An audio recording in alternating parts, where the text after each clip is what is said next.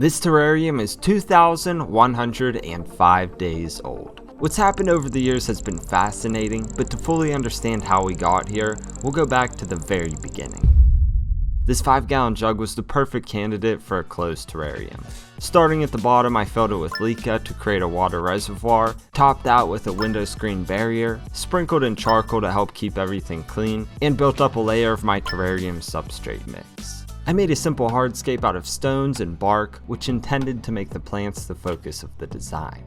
To be more specific, I included Syngonium podophyllum, Pilea spruciana, Peperomia fraseri, Ficus pumila quercifolia, Java moss, and Selaginella uncinata. Water is the lifeblood of a terrarium, so after adding all of that, I poured some in. Additionally, I added springtails, which will eat decaying organics and mold. I sealed it off with a cork and left it alone for 6 months. Things grew substantially since day one, and although overgrown, it was looking good. The Syngonium and Pilea needed a trim to make room for new growth. Algae began forming on the glass. Moss made its way up as well. These block light from entering the container, so neither are ideal. I pressed the moss down into the substrate and removed the algae. Dry moss near the front also indicated that more water was required. Additionally, the springtails were doing well, but I added even more for good measure. Confident it would do well for another 6 months, I sealed it off and revisited the project a year later. The changes were less significant than before, but from a visual inspection alone, it looked healthy. It smelled like the forest, which confirmed it was guaranteed to succeed. Like before, the larger plants were very overgrown. I thinned them out to provide adequate room for everything. Algae and sludge buildup on the glass also needed to be addressed. However, I decided to leave the moss growing up the glass this time. That may have been a mistake. Although it was doing well, I felt that the design was still lacking. To address this the best I could at the time, I removed some Peperomia fraseri and replaced it with Begonia rex. Unfortunately, some of the Java moss near the front yellowed. I believe that was due to a draft in the window during the winter months. The Selaginella also wasn't doing well. Hardly any of it remained, but I left it in with hopes it would make a comeback. On a happier note, the oak leaf creeping fig began clinging to the hardscape, the Pilea was growing larger, and the springtails were still doing their thing. And as I'm sure you've noticed, anytime I do maintenance like this, I always add more water before sealing it back up. Although not much has changed and I didn't do anything to it, I did show it again at 14 months. That said, a noticeable improvement was happening in the foreground. The moss was getting greener and making a comeback. Otherwise, it was all more or less the same. Fast forward almost a year and you'll immediately notice a difference with the plants.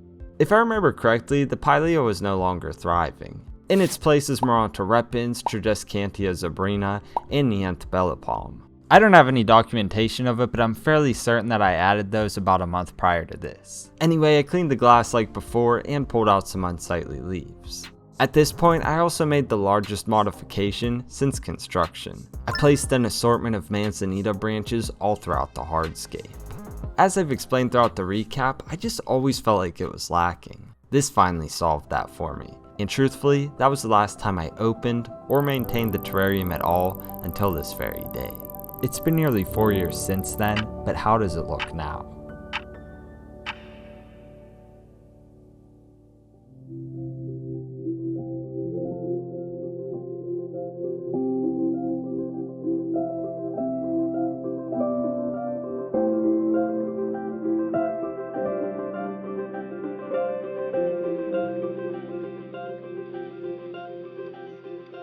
I'm happy to report that from what I can tell, the terrarium is still alive and well, thriving at that.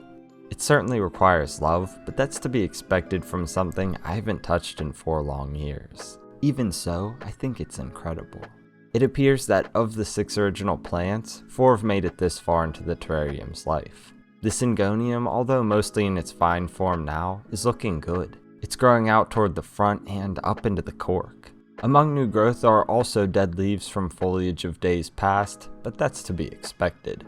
With age, the plant has finally begun sending out these beautiful aroid roots. In addition to that, the larger roots within the false bottom are also likely from this plant. I always find it fascinating how larger plants like this will often adapt to a terrarium by putting forth smaller leaves. I assume it's largely due to the slow feed of minimal nutrients and the gradual decrease in light. That's primarily the result of the ficus pumila and moss growing well up the sides of the jar. The ficus has grown into a dense carpet on the bottom that's overtaken everything in its path. From the stones to other plants, nothing is safe from its grasp. Even the container itself. In a unique display, a beautiful network of roots is allowing them to cling to the glass.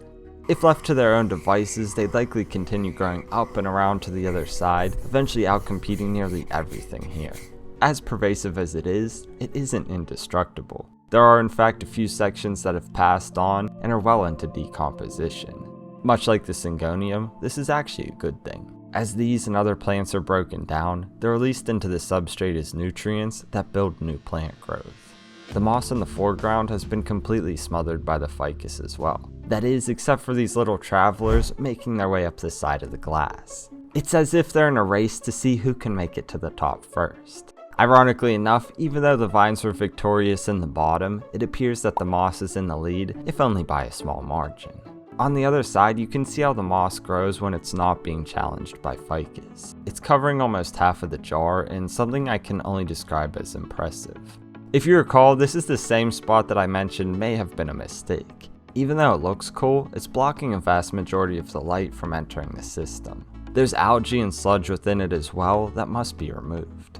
Even though this mossy carpet is shading the entire terrarium, it's also become a place of refuge for a plant that's been absent for years, the Selaginella uncinata.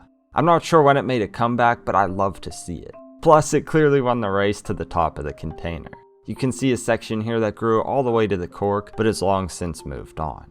Not only that, but it's even growing down in the false bottom. So all the while the moss and ficus have been battling, the Selaginella has been doing its own thing. Even with the success of these plants, some haven't made it at all. I already removed the Pilea, but there's no sign of the Begonia rex, Tridescantia zebrina, or Peperomia fraseri.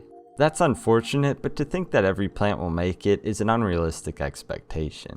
Even so, the Morontorepin still has a few remaining leaves, and the Bella Palma is going strong in the background. I also noticed something that I swear I didn't add, a Pilea catarae. Either I did and don't remember, or it hitchhiked alongside one of the later plants I added. I'll personally go with the latter.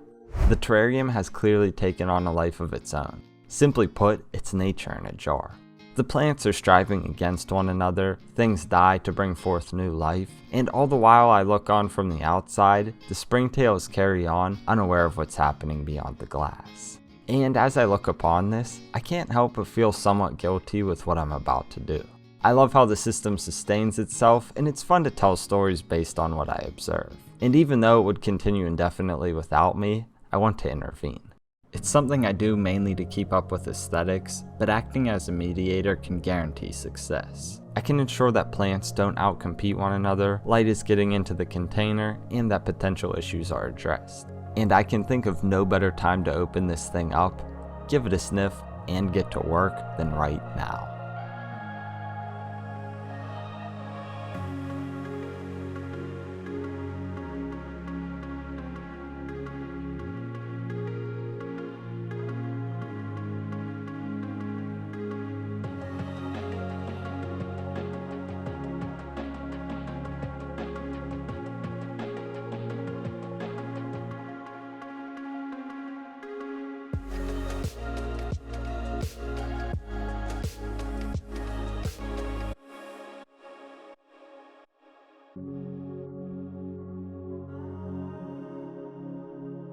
Revisiting an old project like this has me feeling very introspective.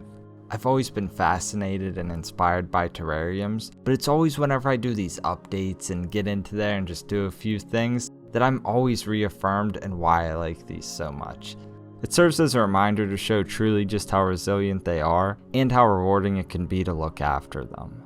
I created this nearly 6 years ago, and a lot has changed since, both with myself and the terrarium.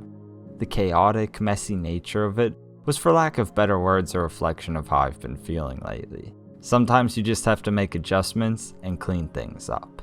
So I'm looking at this as a fresh start of sorts. Maybe we'll just have to do it all over again in another 4 years. Thank you so much for watching and for supporting the channel. Until next time, Serpa Squad, take care and peace.